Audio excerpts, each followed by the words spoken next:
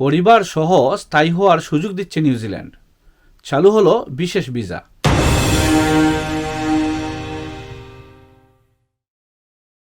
আসসালামু আলাইকুম, welcome back to another blog.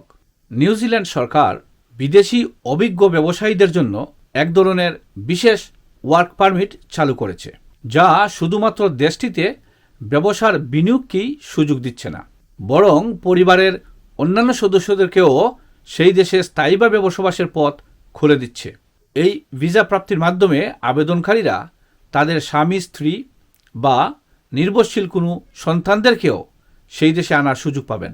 একবার দেশটিতে প্রবেশ করলে সেই দেশে 4 বছর পর্যন্ত অন্য কোনো আবেদন ছাড়াই বৈধভাবে সেই দেশে বসবাস করতে পারবেন। নিউজিল্যান্ডে স্থায়ীভাবে বসবাস করার জন্য আবেদনের যোগ্যতা মূলত 2টি বিনিয়োগের উপর নির্ভর করছে।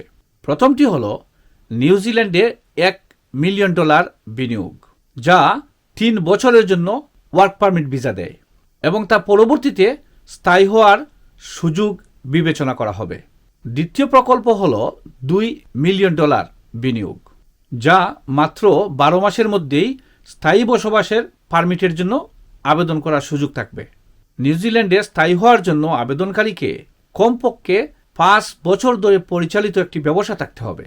এর পাশাপাশি সেই দেশে $5 লক্ষ নিউজিল্যান্ড রিজার্ভ, পর্যাপ্ত ব্যবসায়িক অভিজ্ঞতা এবং ইংরেজিতে দক্ষতা থাকতে হবে।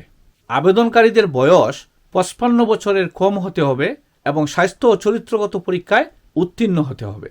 নিউজিল্যান্ডের এই নতুন ভিসা প্রোগ্রামের অধীনে যেসব ব্যবসা করা যাবে না সেগুলো হল drop shipping, fast food outlet, জুয়া, তামাক, ভেপিং ব্যবসা, প্রাপ্তবয়স্কদের বিনোদন, গৃহভিত্তিক ব্যবসা, ফ্রাঞ্চাইজড বিজনেস এবং অভিবাসন পরামর্শ পরিষেবা।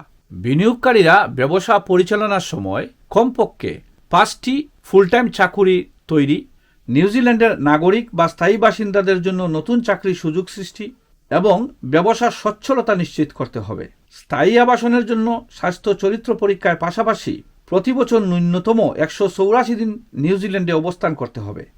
নতুন এই ভিসা প্রোগ্রামের মূল লক্ষ্য হল বিদেশি অভিজ্ঞ ব্যবসায়ীদেরকে আকর্ষণ করা এবং দেশটির অর্থনীতিটিকে আরও চাঙ্গা করে তোলা এবং সেই সঙ্গে অভিবাসীদের স্থায়ীভাবে বসবাসের সুযোগ প্রদান করা।